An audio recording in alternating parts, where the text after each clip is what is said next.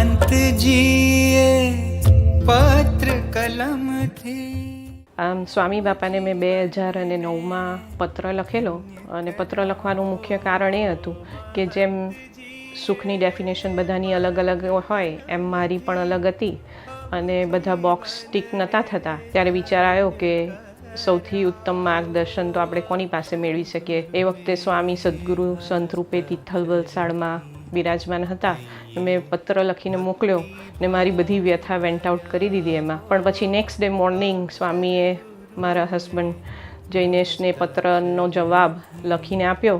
ત્યારે મનને એવું થયું કે આપણું પણ કોઈ સાંભળે, પણ પત્ર દ્વારા આપણે આપણી બધી વ્યથા ઠાલવી શકીએ છીએ અને સ્વામી એટલા જ ઇન્ટરેસ્ટથી આપણને જવાબ પણ આપે છે.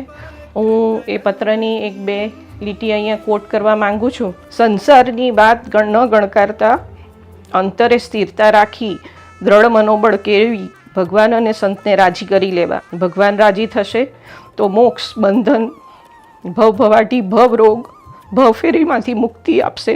અને સાઇડલાઇનમાં પત્રના સાઈડમાં લખી આપ્યું કે આ ટ્રીટમેન્ટ છે. આ પત્રને ફરી 5 વખત વાંચજો તો અનેક ગણું અધિક સુખ આવશે.